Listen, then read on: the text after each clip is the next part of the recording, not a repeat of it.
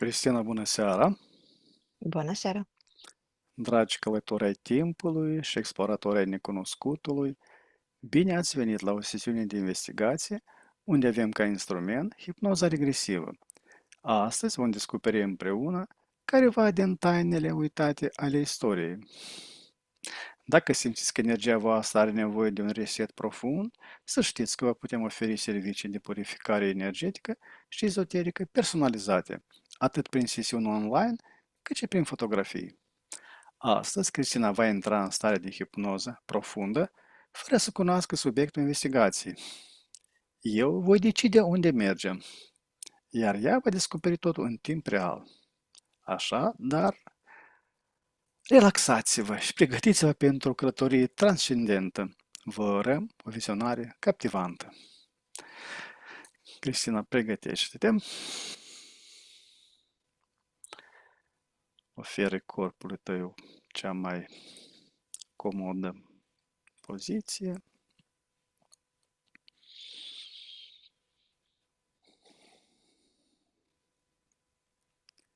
Inspiră și expiră de câteva ori profund și relaxează-te la maximum.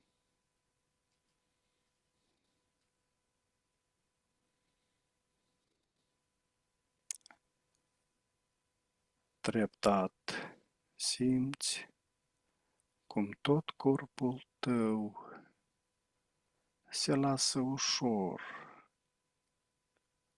în voia relaxării.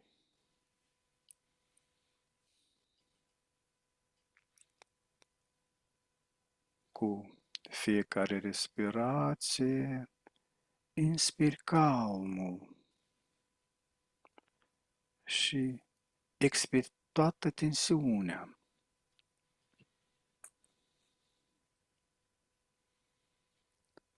Imaginează-ți cum un val de liniște se răspândește de la cap și până la degetele picioarelor tale.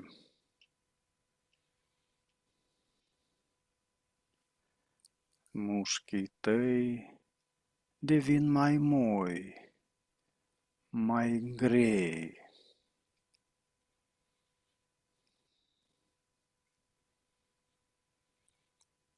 Te simți liberă, te simți legeră,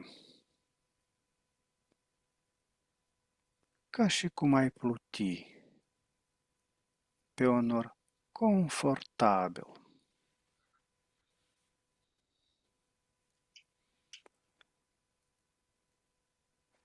Fiecare sunet din jur te relaxează și mai profund. Iar vocea mea te ghidează ușor spre o stare de pace.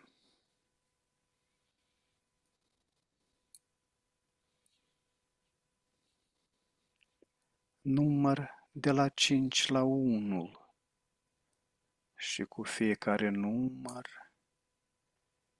te cufunzi de 10 ori mai adânc.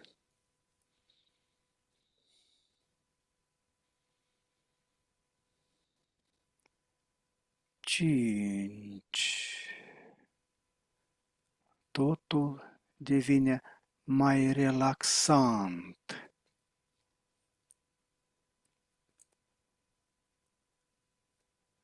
4. Mintea ta e limpede și calmă.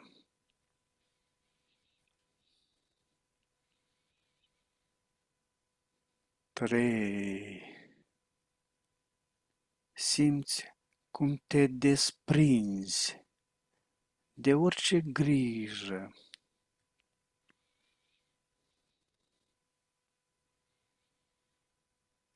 2. Încă un pic și ești aproape acolo.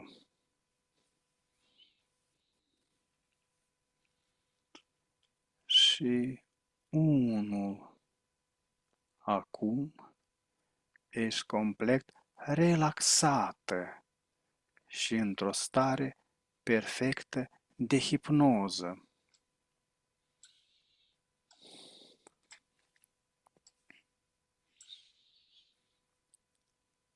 Număr de la 1 la 3, iar la 3 ne deconectăm de la conștiința colectivă. 1, 2, 3. Ne întâlnim în spațiu hipnotic la 3. 1, 2, 3. E curat, dai. Bine. La 3 ne ridicăm nivelul energetic și vibrațiile până la nivelul maximal posibil pentru noi. 1, 2, 3. Și acum, la 3, te conectezi cu toată informația care este legată de cupa Sfântului Graal. 1, 2, 3.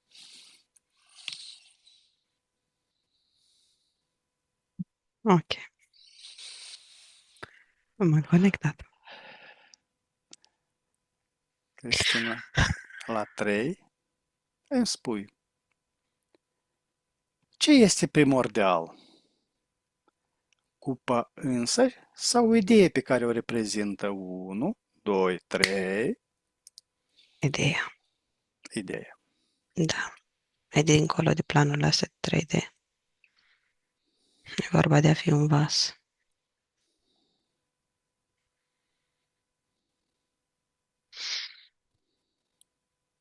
A să dezvolt? Da, da, da, te rog. Ok, așteptam următoarea Nu, te întrebare. rog. Ok. Vasogralul e ca și cum ar veni mână-mână cu energia hristică. Ca și cum ar fi un tipar mai din dimensiunile mai înalte, propovăduit aici, făcut aici ca sistem implementat, corupt, bineînțeles, fiindcă este un sistem natural.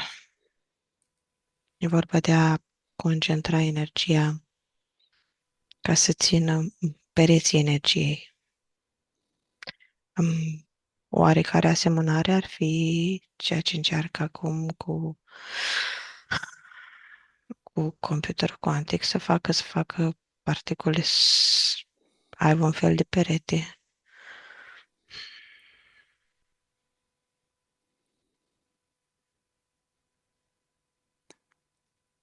Oricum te întreb, din ce substanță necunoscută știință actuale este creat adevăratul Graal?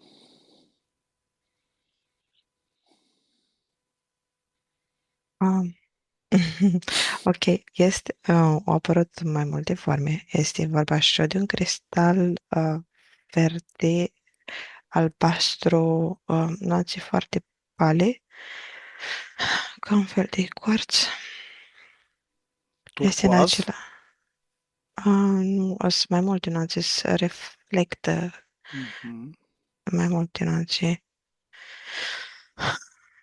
Asta pe un anumit plan și într-o anumită dimensiune valabil la Pleiade. În altele ar fi sub formă de muzică, că este formată din note, din condensarea sunetului. Un Nu, acord? da. Un cântec, un cod prin sunet. Și în altele, cum îmi place mie să le văd, ai prin energie cod sigiliu.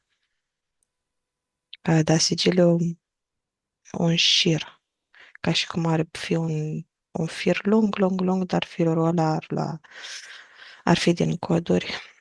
scrisii simboluri și ar forma un sigiliu.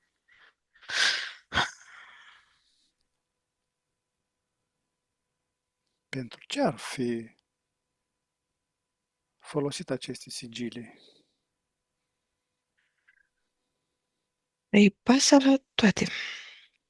În baza la toate sigiliului, ce scrii tot, ce cod dai tot, ce cântec spui și ce informații condensezi în cristalul respectiv. De asta e vorba de a face un vas să țină ceva și tu îl codezi ce vrea să țină. De obicei, viață.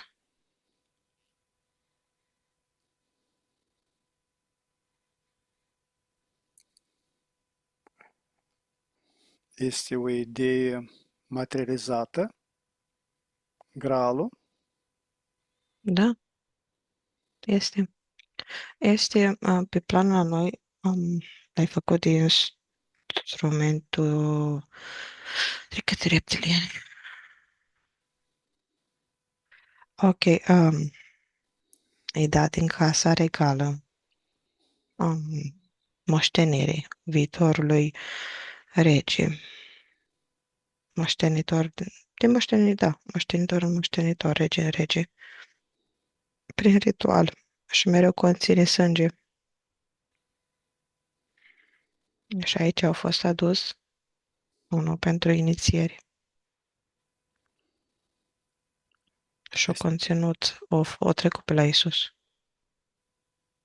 este sânge adevărat sau sânge ca simbol? E adevărat. Și sângele simbol, vorbim de celelalte planuri, Mhm. fiindcă e pe același cod. Aici este materialitate, fizicalitate și apare sub sânge. Dincolo e Ateneu care ține viața, îi face un cod, gralul, și ce menține înăuntru sângele ar fi viața, Ateneu.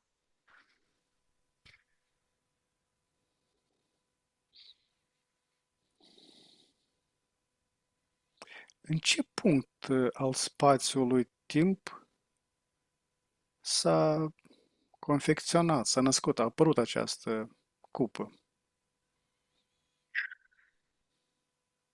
Ok, odată în 6.8 la urcare la tron a unui reptilian. Era și o nuntă, parcă așa seamănă ritualul lor, parcă ar fi și o Mhm. nuntă.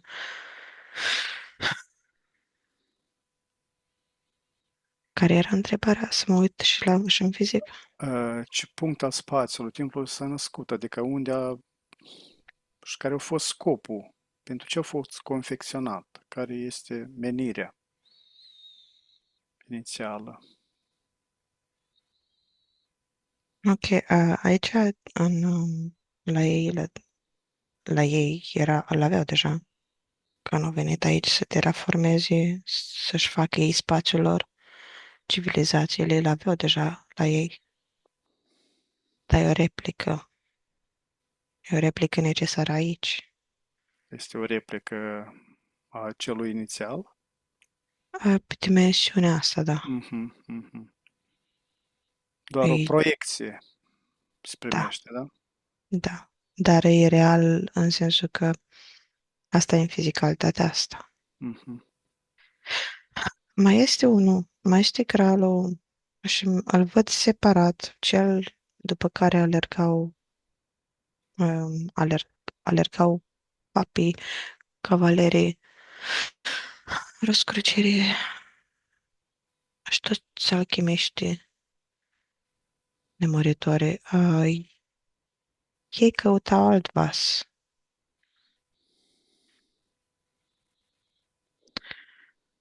Îl simt diferit față de asta la alt. Și din nuanțe diferite. Unul văd din aur, ăsta a reptililor, și ce căutau cavalerii îl văd din argint, Argint. spune. Da, așa arată un argint. Acest Graal, având fizicitate, are și o matrice energetică? O, are ceva, o conștiință, o entitate? Da. Are amprenta favoritorului celui care a Mhm. turnat. A venit în prim plan aceiași care au făcut Luthor Ciocanu. Luthor Ciocanu. Mhm. Asta ar fi cel care îl căutau cavalerii. Ar fi făcut el.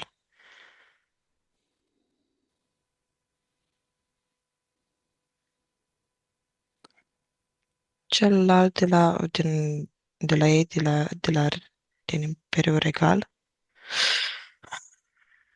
nu-l văd de unde provine, pur și simplu îl văd a fiind folosit la inițiere între ei și își dau Mhm. cunoașterea. E ca și cum l-ar fi făcut un program, ca și cum l-ar fi printat 3D în energetic cu energia. Mhm. Mhm. Nu l-a favorit cineva. Dar dincolo unii l-au favorit cu sudoare, cu căldură, Mhm. cu tot procesul um, chimic. A fost și dintr-un material greu de obținut. Un aleas ceva? Sau S-a dus într-un munte după el.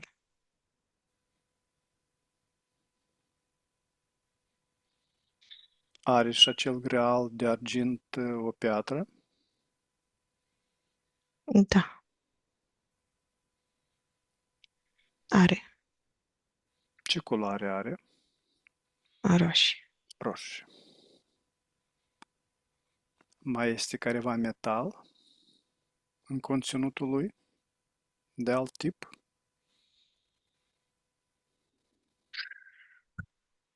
Da, titan, Titan. titanium, da,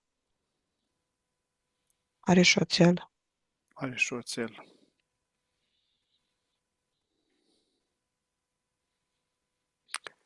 Ce civilizații sau ierarhi spiritual au păstrat cunoștințele despre Graal înaintea erei creștine? Um, ok, toate. Toate. Toate, fie că e Graal, Graalul vine alături de o de fântâna tinereții. Um, și nu Graalul e cel care apare în toate culturile, ci fântână. Și codului de a da viață. Este un simbol în toate culturile, în toate... Simbol, da, și se suprapune. Sunt zone foarte benefice cu ape care tămăduiesc. Apele dinainte erau cele care erau de acum, de împătrunzimea pământului. Sunt alte izvoare.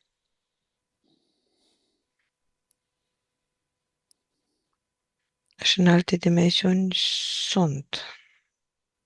Așa le scanez și par a fi fântâni cu apă sfânt, între ghilimele. Subterane, da? Atunci erau la suprafață.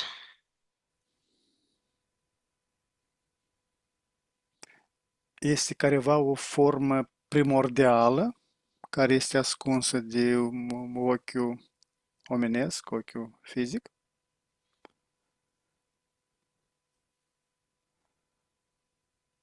Um, mm, mm, mm, mm. Da și nu. Um, Cel care este interesat cu adevărat îl găsește, Mhm. modelează în sensul percepției de interes. Celelalte care sunt făcute de reptilieni ca instrumente sunt ascunse, protejate de un program unde sunt interese. Dar matrița vocalului și a fântânii, oricine se conectează și chiar o vrea, are acces la ea, fiindcă sunt părți subliminale. Și dacă tot ce trebuie să facă e să pună în modul creator. În ce constă mecanismul puterii graalului?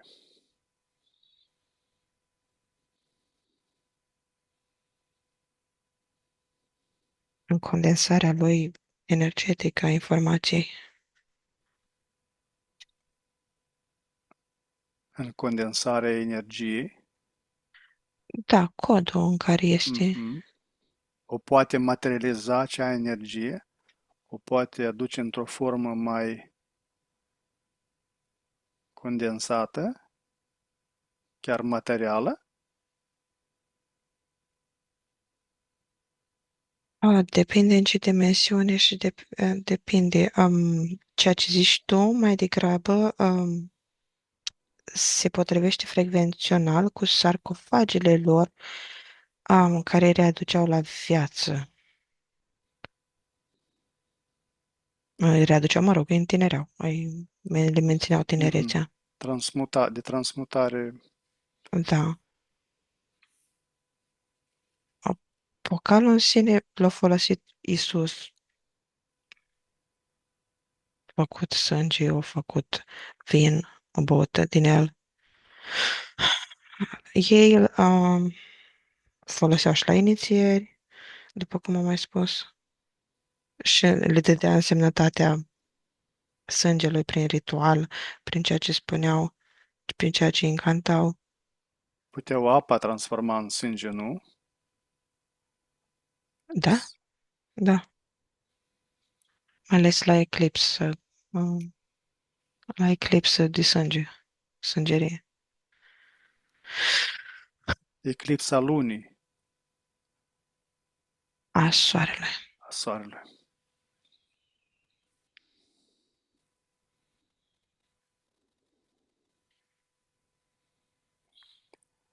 Că e programul ăsta, fiind un program universal, un cod mai universal care vine din dimensiune în dimensiune, aici la noi să întrepătund, adică e folosit în mai multe dispozitive programul. Mhm, mhm. Este o funcționalitate universală pe care Da, în 3D este minimizat la câteva, da?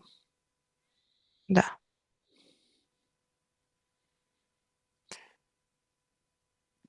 Pentru ce mai era destinată cu adevărat capacitatea lui de a da nemurire sau a prelungi viața?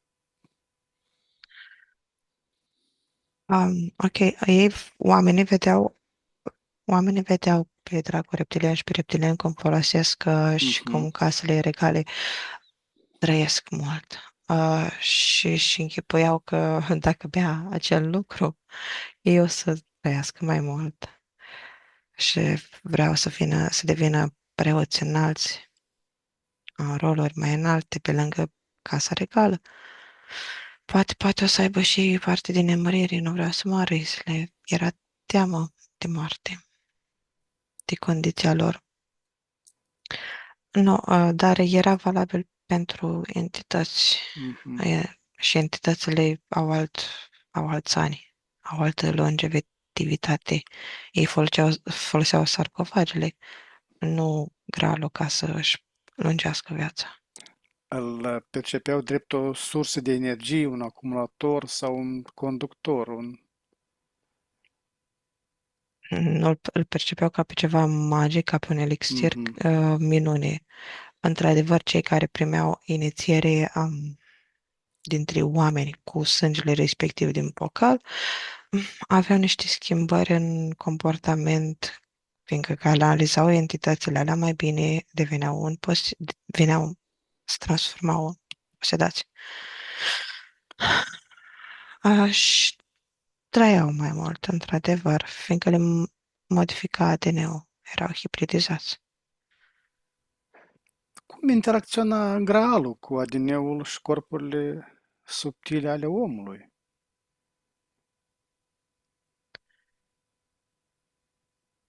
Ok, ca scanare am scanat dacă o să întâmpla vreodată un om, simplu om, să pună Mhm. mâna pe graal și nu este. Ca să pot să văd ce se întâmplă. Ok, să rulez în paralel într-un portal. O posibilitate. O putem face? Ok, hai să facem. Bine, la 3 deschid un portal experimental pentru mine, Ok, unde voi pe propriu. putea Așa. bea din acest graal. 1, 2, 3. Activizez acest portal. 1, 2, 3. Intru în portal la 3. 1, 2, 3. Și beau din acest graal. Um, Observ ce se Te petrece. hibridizezi cu Mhm, sânge draconian. mhm, clar. Ok, anulează. La 3 ies din portalul 1, 2, 3 și anulez toate experiențele. 1, 2, 3. Ok, nu, trebuie Le-am, să fii de-a lor ca să... da, le-am, le-am schimbat planurile tuturor celor care au fost Because... în căutarea lui. Da, no, asta Iisus când îl folosea, acest Iisus la care mă uit eu, că Mhm, sunt mai mulți, e în forma de reptilă. mhm. Deci, Avea antidot. da, să hibridita mai multe, venea una cu tată. E, Graalul este capabil să deschidă careva portale sau distorsioneze spațiul-timpul în jurul său. Da, da. Pentru mine a devenit atât de normal lucrul ăsta, încât e bine că ai întrebat. Da, da, eu treceam Mhm, peste mhm, mhm. informația asta. Da, în funcție de nivelul de percepție a fiecăruia pe ce nivel e, o să simt foarte diferit. Este mai ușor de a întreba ce nu poate să facă el decât ce poate, da? Da, mai ales că e un cod viu uh, și atunci reacționează la emoțiile și la gândurile celui care se apropie și a nuanțele predominante. Cine a fost primul păzitor a Graalului pe pământ?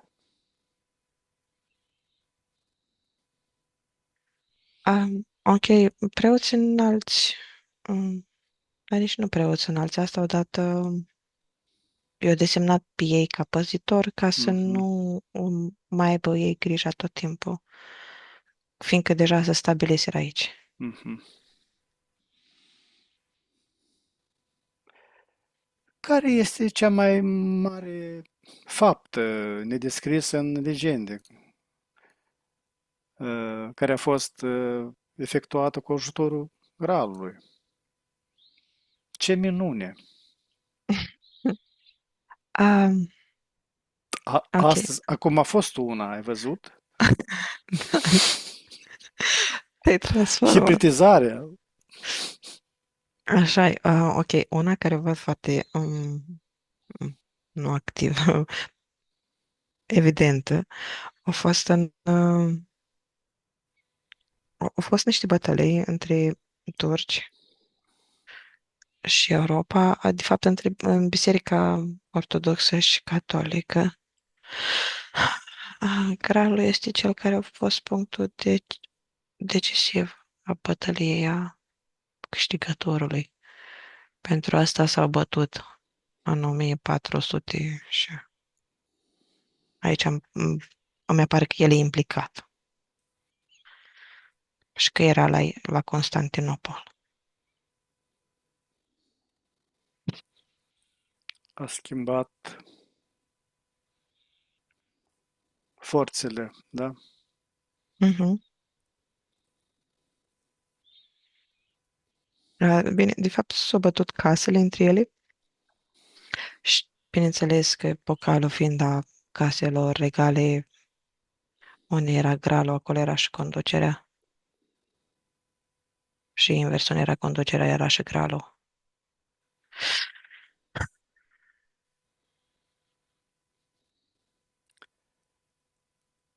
Unde și în ce împrejurări a primit cu adevărat Iosif din Arimatea sau este doar o versiune neadevărată?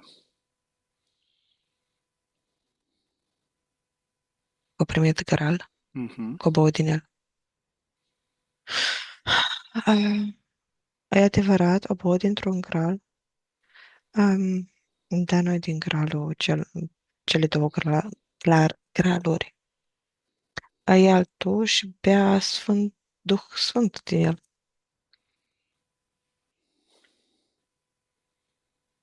Ai, ei ce a avut el la încarnare, în contract, să trăiască.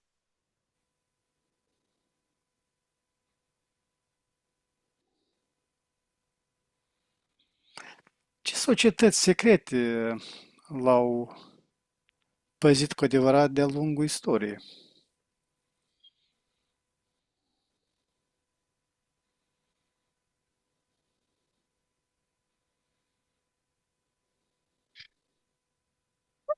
Nimeni nu l-a păzit, toți l-a vrut.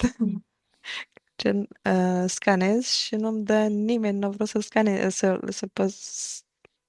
să fie gardian. Nu a fost doar hapsăneală. Motive meschine.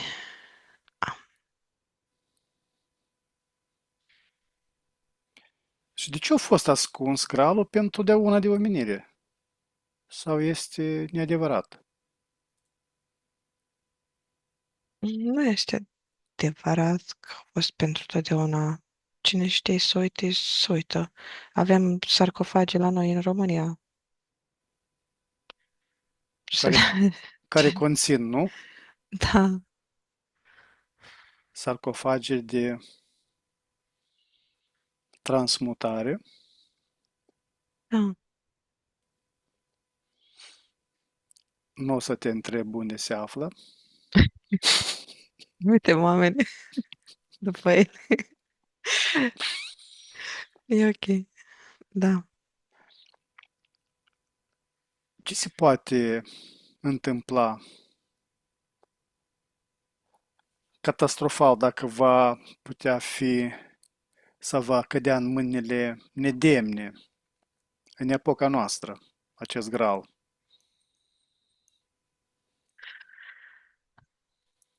Oi, ai, a, s-ar bate. Ok. Deja se întâmplă lucrul ăsta. Deci lupta este și fără cral. Lupta hapsăneala, Nvidia, tot, mai ales în America, e plin. Um, Oricine are frică de moarte are și avântul după gral, după fântâna tinereții. Sunt legate. Frica e condiționată. Activează protocolul cum ar veni 7 păcate, gen toate ți le activează. Le primești pe tine, de fapt, entitățile, Mhm, na, mhm. porțile. Care a fost cel mai mare sacrificiu adus pentru a-l ascunde?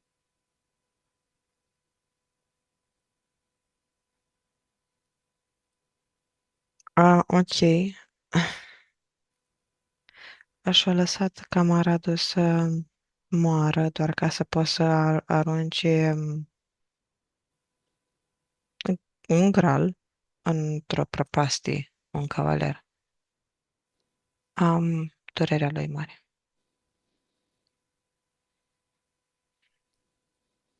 Asta la nivel de micro, că sunt mult mai multe, Mhm. dar sunt cu nuanțe de motive personale.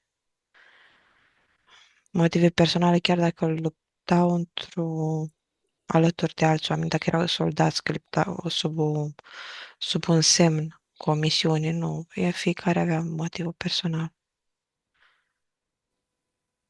Ego lua vârf. Da. Ce cunoștință cheie despre Gal a fost distorsionată sau chiar ștearsă din istorie, în mod intenționat? Ok. Bun. Um, Sunt niște linii care sunt depărtate tocmai din cauza asta.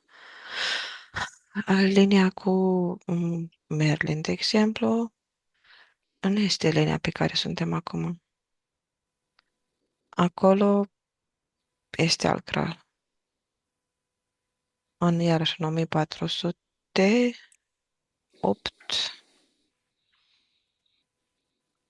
iar e o distorsiune, iar e un alt timp. Dar bucăți mari erau capabili de a lua continente, practic, din timeline departe. Tocmai din cauza că în conștiința colectivă a oamenilor nu era, lumea nu era susținută energetic, nu era cartografiată mental, încă să o energizeze ca granițe. Și în felul ăsta puteau să scoată și să adauge închidar Matrix. Și se făceau tot felul de expediții tocmai ca să descopere câte un pământ, dar de fapt îl creau. Mai multe puncte. mm, Dacă ies în multivers, mă uită mai multe puncte de vedere. Mhm. Unde se află ultimul loc de odihnă al Gralului în plan fizic? Ok. Un program mai lângă Chivot. Mhm. Mai este o fântână în China, alături de o grădină cu piersici.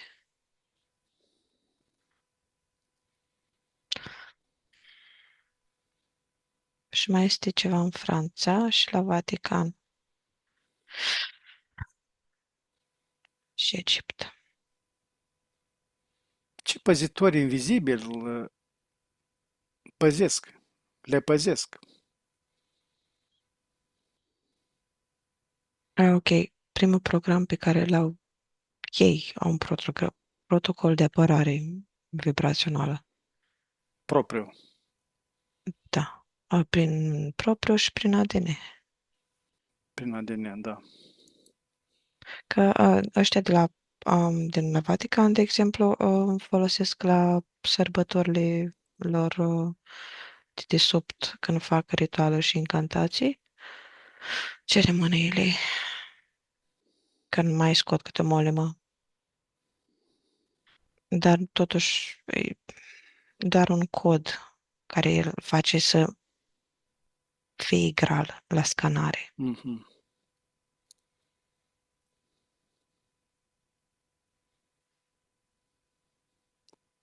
Știi ce igral? El a mai venit acum că am mai scanat.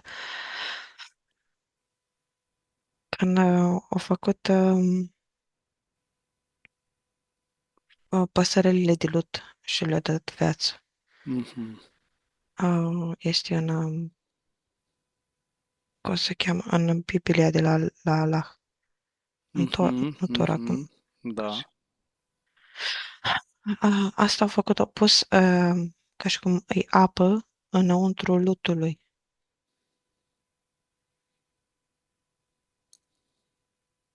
Și necesar să sufle. Ok, elementul de aer și de duh, Mhm. eter.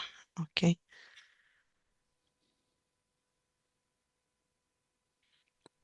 Folosești toate elementele de bază. Mhm. Focul, Da, apa, lutul, da, de aerul asta și eterul. e de accesul tuturor, fiindcă toți sunt părți subliminale și toți pot să folosească elementele, dar trebuie doar un lucru cu energeticul. În Tora sau în Coran. Coran. Coran.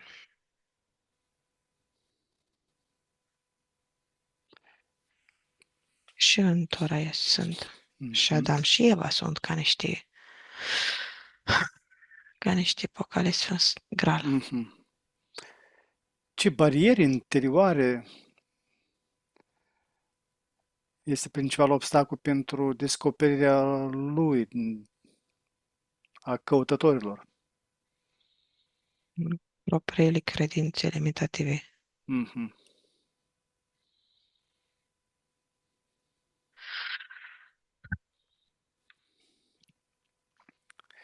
Ce trezește energia gralului acum?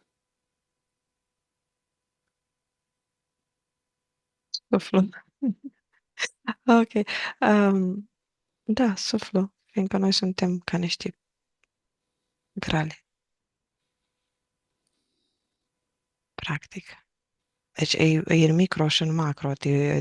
Te poți duce cu informația de Sfântul Graal pe dimensiuni și să descoperi, să ai tot descoperiri și descoperiri.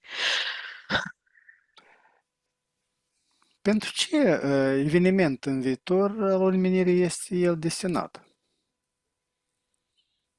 Ok. Evoluție. Evoluție.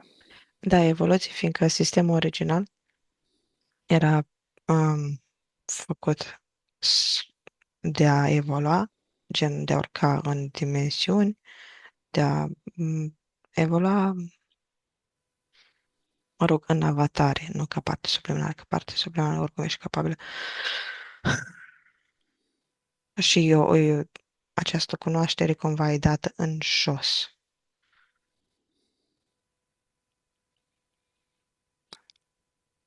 Oricum o să-ți mai dau o dată întrebarea. Parțial ai răspuns. Așa. Poate gralul să se manifeste nu ca o cupă, ci într-o altă formă în lumea modernă? Da, da, da. Gralul poate să fie în ziua de astăzi, fiindcă e un cod foarte nu activ, condensat. Lumea de astăzi este un cod foarte condensat, cuprinde toate subprogramele și programele care existau odată. Um, Graal este și o pânză pe care pictezi. Graal Mhm. este un caiet pe care scrii. Graal este mintea ta. Graal Cu, ești pe, tu. cu penița gândului. Da, fiindcă ai toate elementele în tine. Chiar deci dacă nu le folosești în exteriorul tău, fiindcă e, hârtie, cărbune, Mhm. etc., dar tu și tu înăuntru tău ai toate elementele.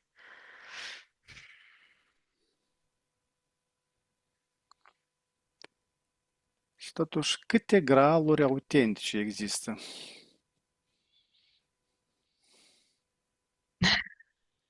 O numare toată lumea asta, inclusiv noi. Mhm.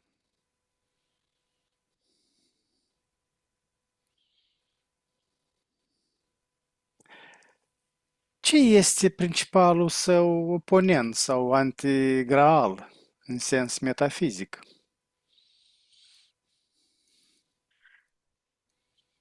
Ok,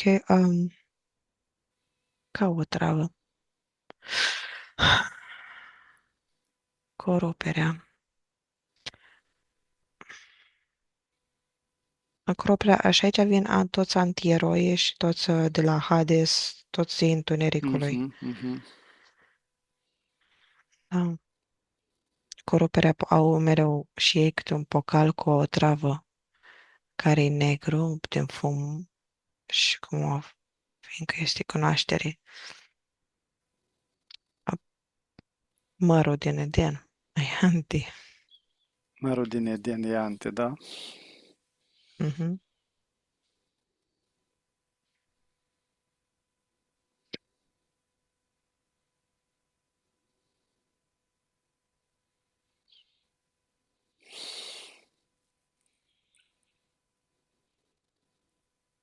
Ce ar trebui să-și amintească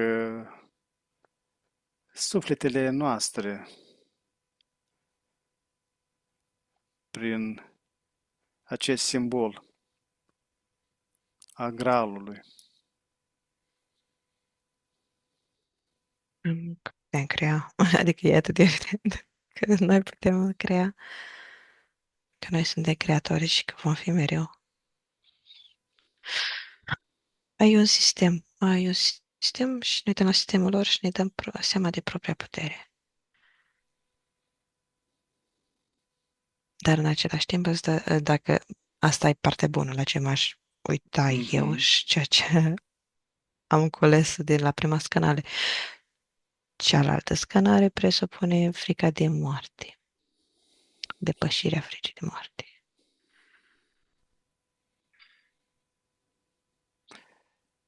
Cristina, ce mesaj îmi transmite Graalul mie personal prin conexiune telepatică chiar acum?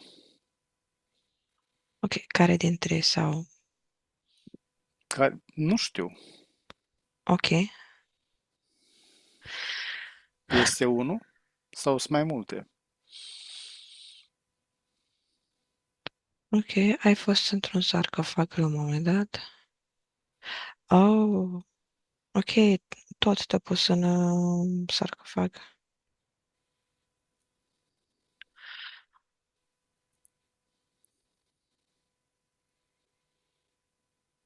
Îl rezonez.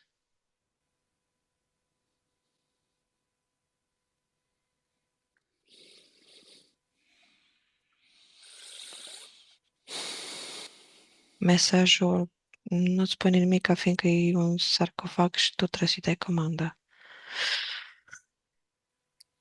Care a fost scopul meu de a mă afla în sarcofag? Te-a adus la viață. Mi-a dus la viață. Da, aveai 37 de ani, ai murit.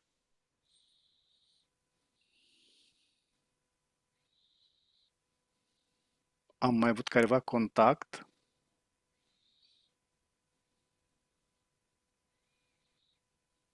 cu Graalul sau am fost și eu unul din cei care l-am urmărit, l-am căutat?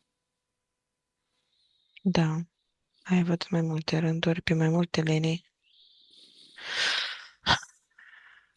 Uh, ok, pe linia de Merlin, el era doar un simplu vocal. Tu aveai alte interese,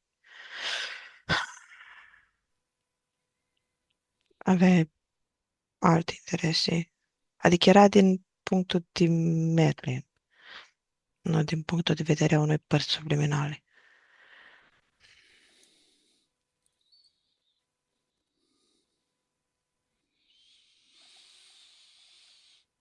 Și în celelalte, acum să mă uit, în care ai fost soldat. Nu, ai omorât și pentru el, sau cel puțin așa credeai că o să ajungi la el. Ai ajuns la niște comori.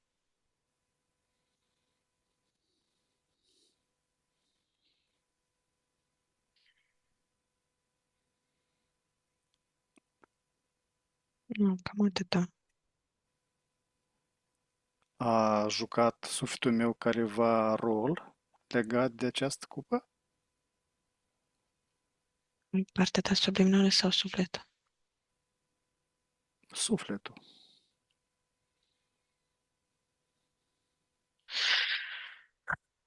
Ok, sufletul tău are programe de ce ține de viață și de moarte în el.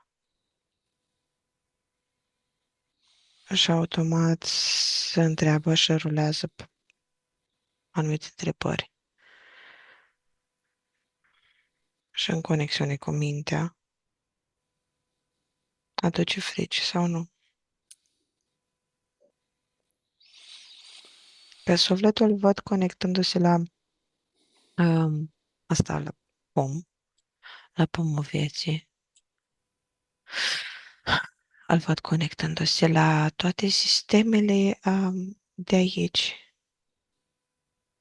cu fiecare încarnare, în funcție de sistemul în care te naști de religie, el se conectează și își descarcă programe.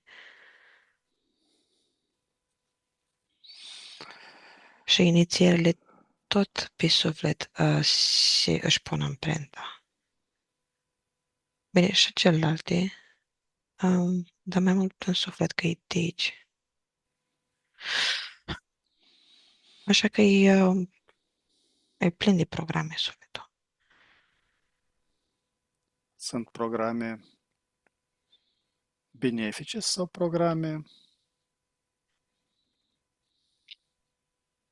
În general, ele sunt programe. Sunt programe, așa, cine zice că sunt benefice și nu sunt benefice, e partea subliminală în funcție de ceea ce experimentează și ceea ce crede. Fiindcă își descarcă, de exemplu, programul pomului sau pomul sau a Sfântului Duh. Ele, sistemele sunt bune, dar sunt corupte aici.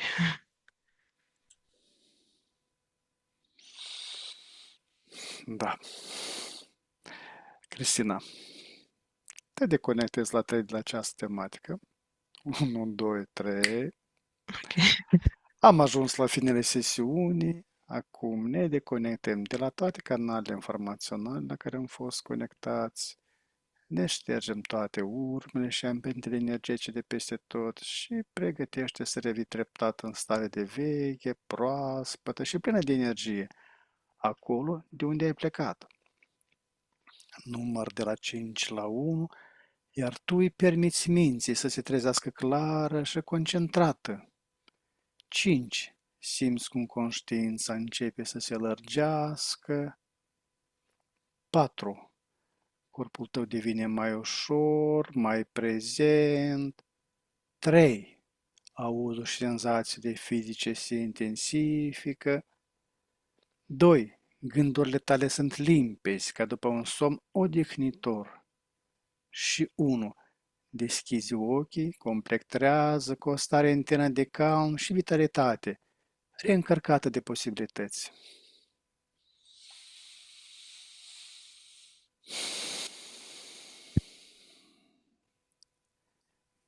Cristina, bine ai revenit.